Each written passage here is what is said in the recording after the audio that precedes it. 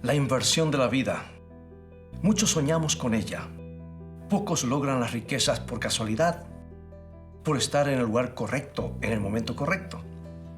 Pero todavía mantenemos el ojo en aquella adquisición perfecta. Por ejemplo, algo monumental como la Estatua de la Libertad. ¿Quién soñaría con tenerla?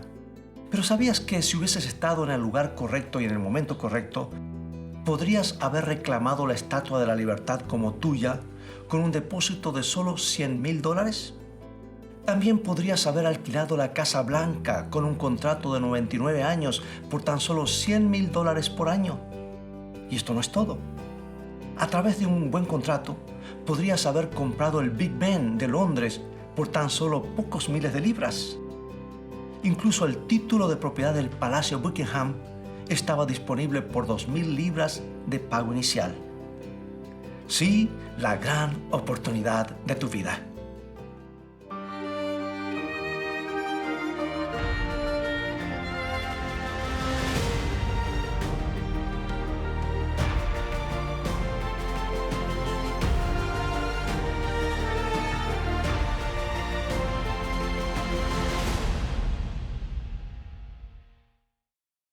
Cinco hombres de negocio de París una vez fueron invitados a las oficinas del conde Victor Lustig, un alto oficial del Ministerio francés para Edificios Públicos.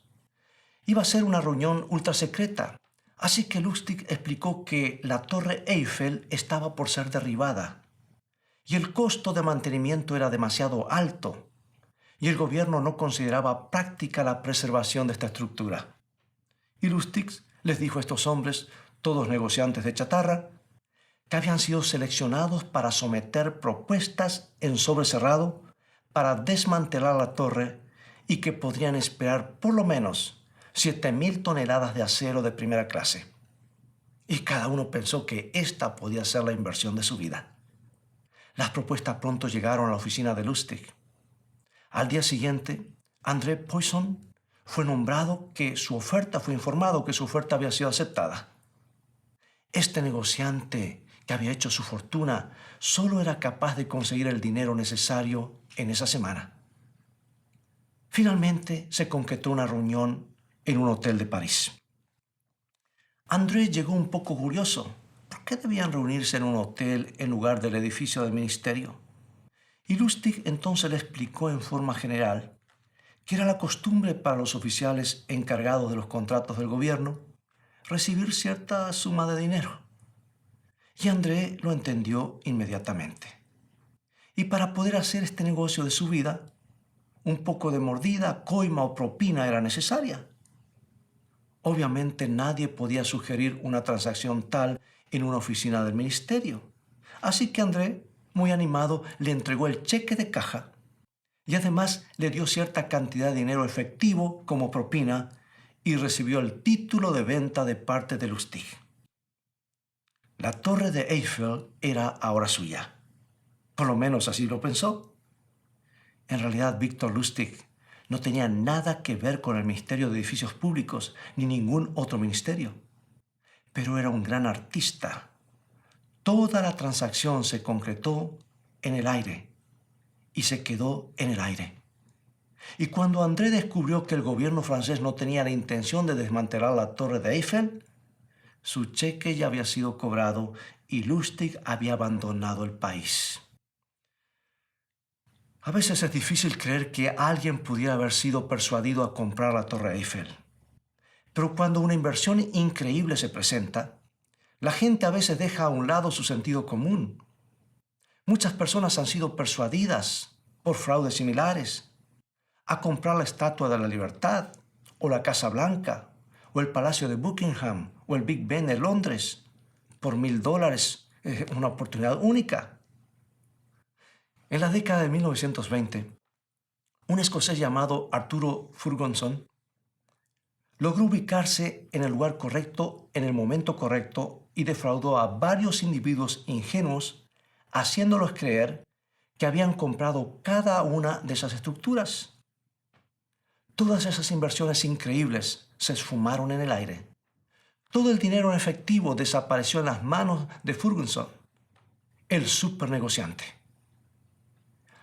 habido otras personas, sin embargo, cuyas inversiones soñadas han resultado un tanto diferente. Han arriesgado energía y recursos en busca de ese sueño y han encontrado algo sustancial. Déjame darte unos ejemplos. Henry Crowell contrajo tuberculosis cuando era niño y le fue imposible ir a la escuela. Pasó 4 años trabajando arduamente al aire libre buscando una manera de recuperar su salud. Entonces compró un pequeño molino viejo en Ravenna, en Ohio, Estados Unidos. Se le llamaba el molino Quaker o Quaker. En 10 años, Crowell había convertido a la avena Quaker o Quaker, como le llamamos, en un nombre casero para millones de hogares. William, un muchacho de 16 años, con todas sus posesiones amarradas al hombro, caminaba por las calles de Nueva York en busca de fortuna. Él conocía la profesión de hacer jabón y velas y encontró un empleo permanente. William ahorró su dinero y finalmente llegó a ser el socio y luego el dueño de la planta de jabón donde trabajaba. Y William Colgate cambió esta pequeña inversión o lo transformó en un imperio financiero. Tenemos el caso de un joven llamado James Penny. Decidió probar su suerte como un distribuidor de una carnicería en Longmont, Colorado, en los Estados Unidos. Y al comienzo fue difícil porque rehusó dar propina a un gran comprador, el chef de un hotel local. Pero James avanzó y estableció uno de los negocios más exitosos en América, hoy conocidos como JCPenney, con millones en ganancia. El caso de un joven llamado Welch decidió invertir en el negocio de su padre fabricando vino no fermentado para los servicios de comunión en las iglesias. Usaban una uva especial llamada Concord. El joven asumió la dirección. Su negocio floreció en una gran industria y la familia Welch ha hecho su nombre sinónimo con un jugo de uva de alta calidad. Estas inversiones sí se tornaron en algo grande. Los sueños llegaron a ser realidad. La pregunta es, ¿qué hizo la diferencia? ¿Qué hace la diferencia? Hemos visto inversiones que se han transformado en fortunas e inversiones que se han esfumado. Estos han sido ejemplos espectaculares, pero hay incontables más desilusiones y fracasos comunes. Pregunto, ¿qué hace la diferencia entre un desastre financiero y aquellas inversiones únicas? Por supuesto, podemos señalar el sentido común y la habilidad básica de negociar como factores comunes.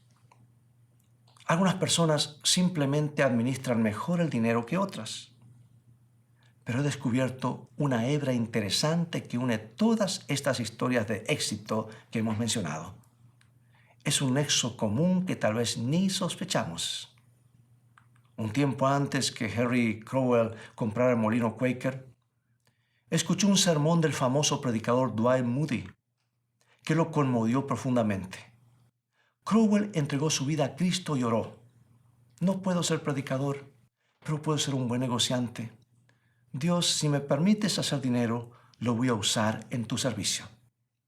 Y así, desde el mismo comienzo de su plan de negocios, Crowell dedicó 10% de sus ganancias a la obra de Dios. Y el Señor bendijo la empresa de este hombre, y Crowell a su vez comenzó a multiplicar su dadivosidad.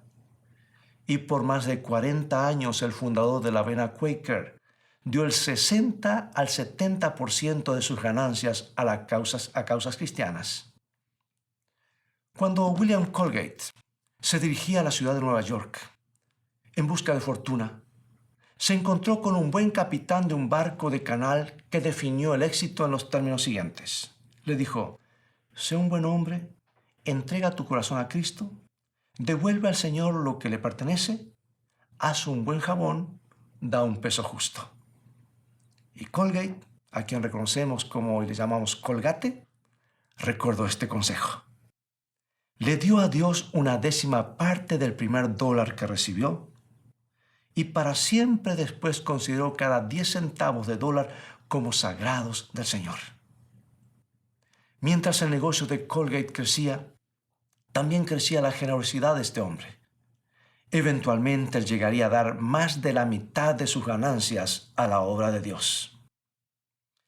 El fundador de la tienda JCPenney fue un hombre que tomó en serio el dar a Dios. Llegó a ser conocido en toda la nación por su honestidad en los negocios y por su generosidad. El señor Penny dijo: me gustaría ser más conocido como cristiano que como negociante. Y este hombre finalmente devolvió a Dios el diezmo de todas sus ganancias a través de toda su vida.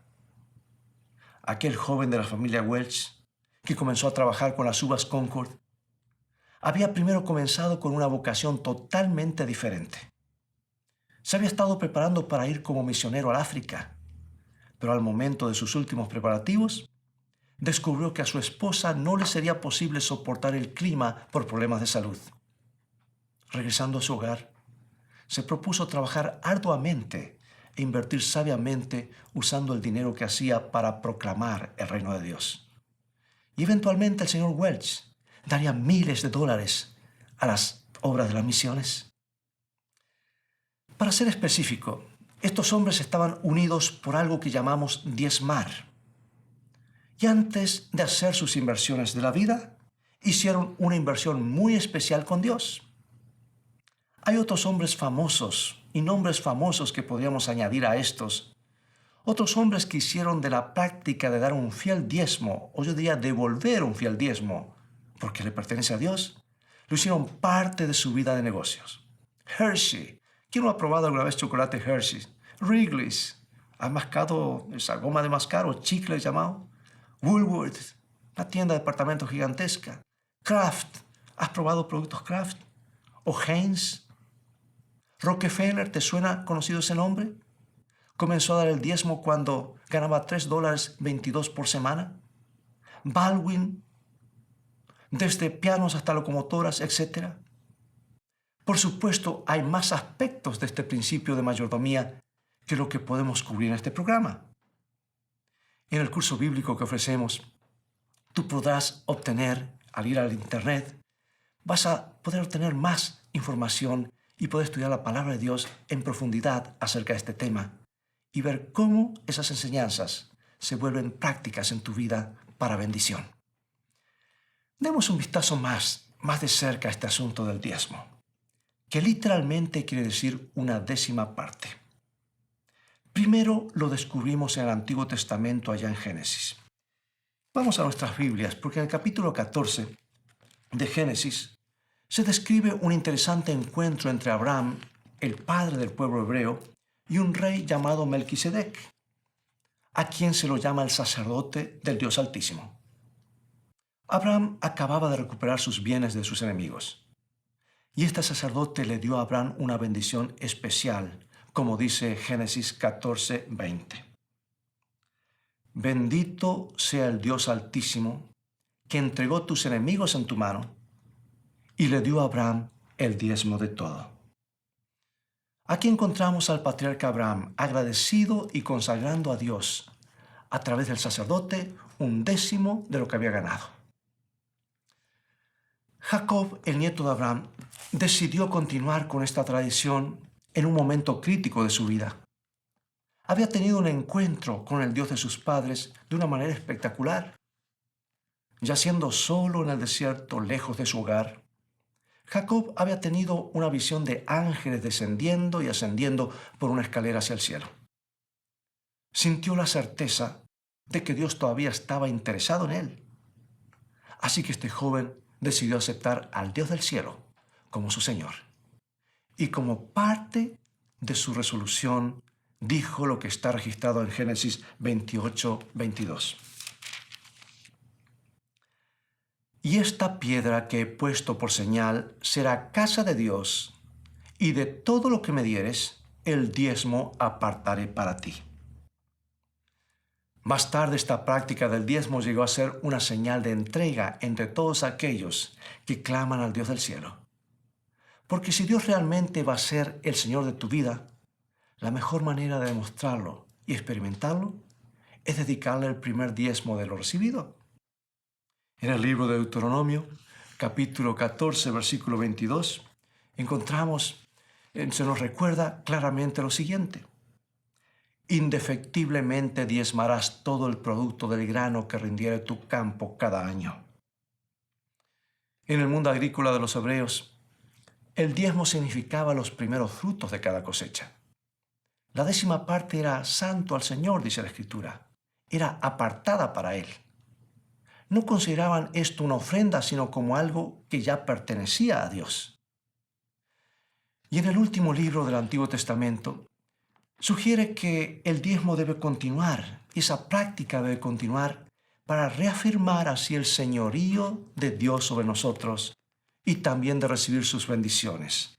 Malaquías, de hecho, cita a Dios haciendo una promesa realmente extravagante. Malaquías 3:10. Traed los diezmos al alfolí, y haya alimento en mi casa.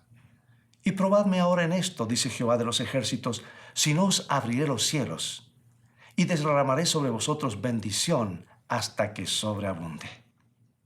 Aquí Dios insta a su pueblo a traer todo el diezmo, una honesta 10ª parte al templo para que Él pueda bendecirlos. Ahora, ¿por qué esto? ¿Es el diezmo una clase de propina que pagamos para poder recibir ciertos beneficios del cielo? ¿Necesita Dios de nuestras contribuciones para evitar que su almacén de bendiciones disminuya? No lo creo. Creo que Dios desea bendecirnos a todos de diferentes maneras. Pero Él no bendice el egoísmo. Él no reafirma hábitos mezquinos.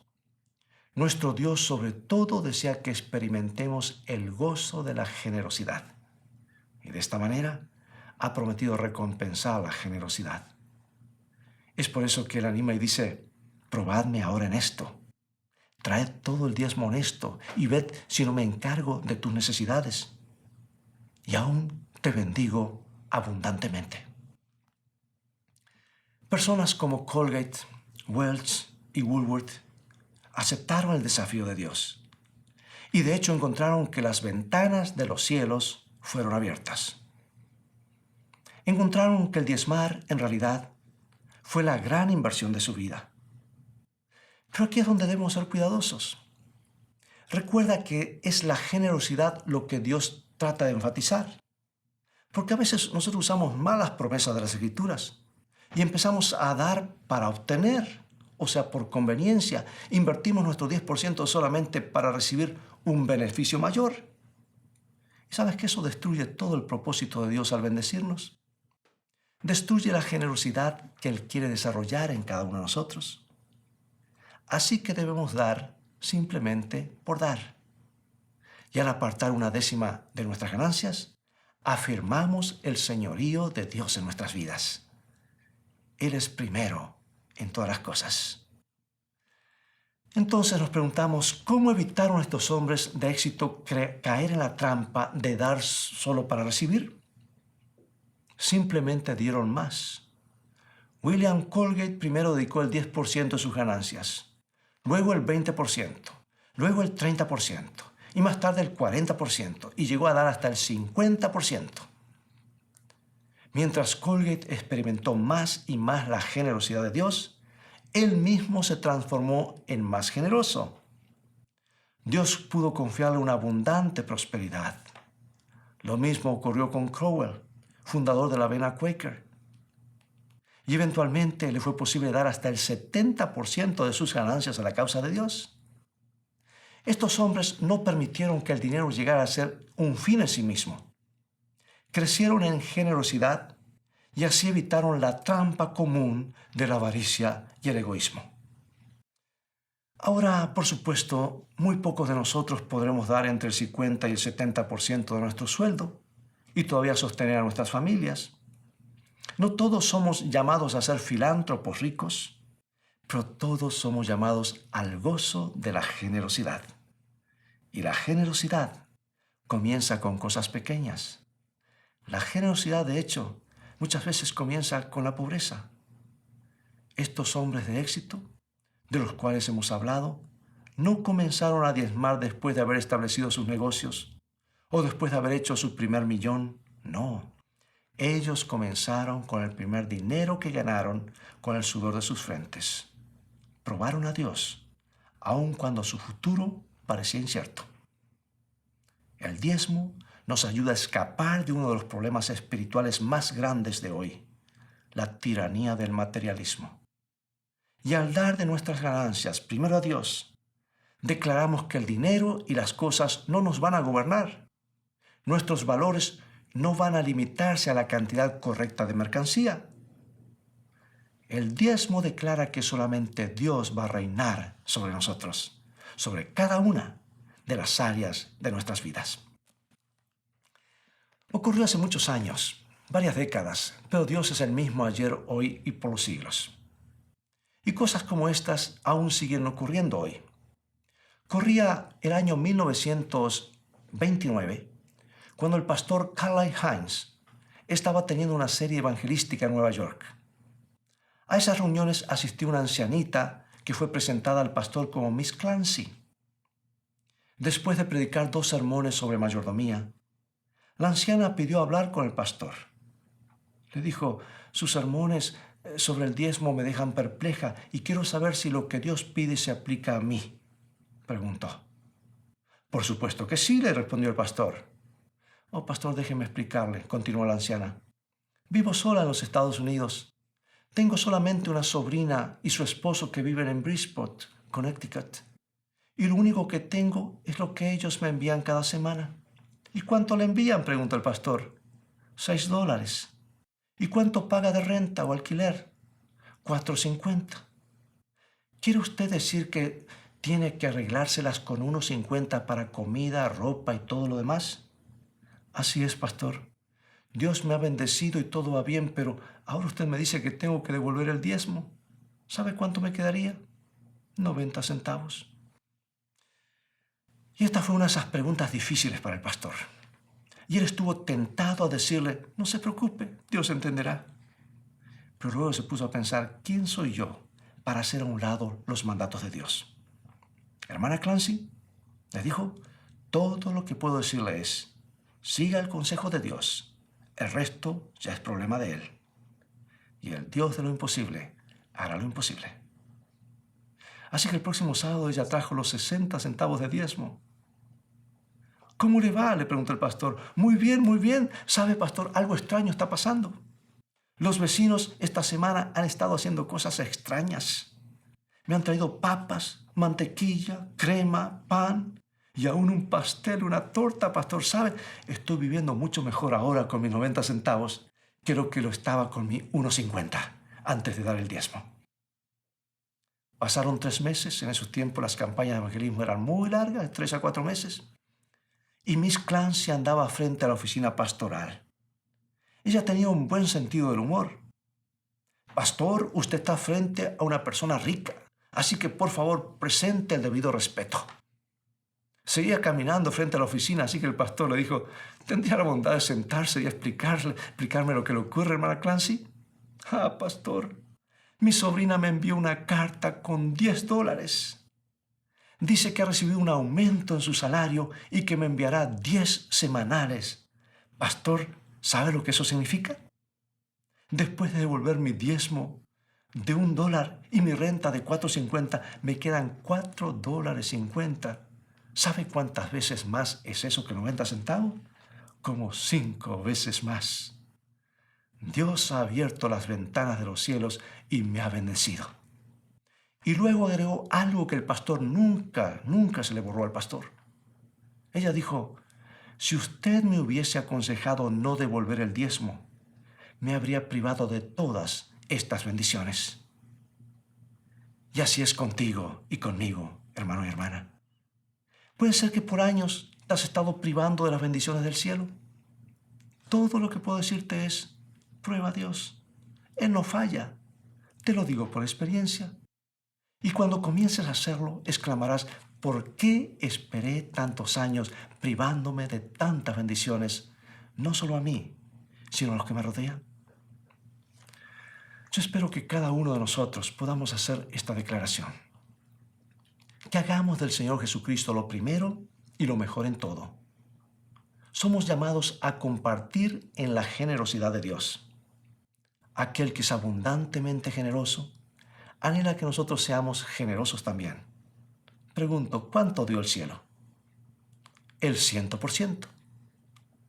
Por eso alguien ha dicho que hay dos verbos que se conjugan juntos: amar y dar. De tal manera amó Dios al mundo que dio, amó y dio. Elevemos pues nuestras voces, nuestros corazones y nuestras manos a Dios. No permitamos que nuestras adquisiciones o posesiones nos gobiernen. Cada uno de nosotros podemos hacer la inversión de la vida, colocando nuestros recursos en las manos de Dios. Pruébalo ahora y verás, Él siempre dice la verdad y Él abrirá las ventanas de los cielos. Acompáñame en oración. Padre, gracias por tu abundante generosidad. Queremos ser una ofrenda para ti. Gracias por darnos todo el cielo en la persona de tu Hijo, quien dio su vida por nosotros. Queremos compartir el gozo de tu generosidad. Ayúdanos a ser fieles mayordomos de las bendiciones que nos has confiado, nos has prestado. Ayúdanos a proclamar tu señorío sobre lo que tenemos. Hacemos esto confiando en tu gracia desde ahora hasta tu venida en gloria. Amén.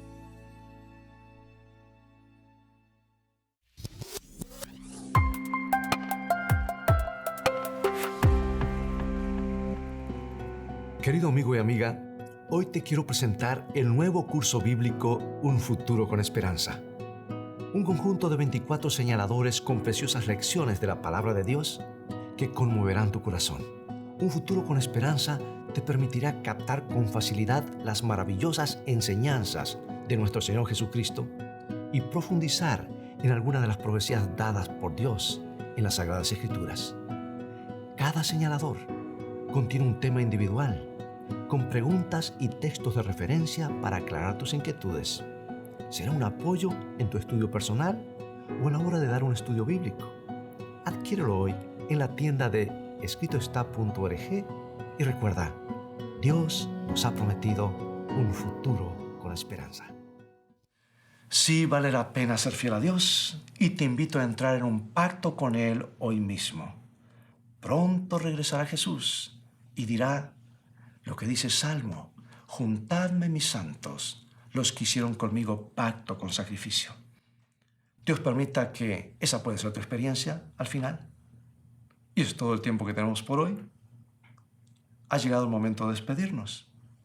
Te invito a continuar estudiando la palabra de Dios. Visítanos en el sitio de internet escritoestá.tv, donde podrás obtener una variedad de estudios bíblicos. Mientras tanto, Dios te bendiga y te guarde, y recuerda, escrito está, no solo de pan vivirá el hombre, sino de toda palabra que sale de la boca de Dios.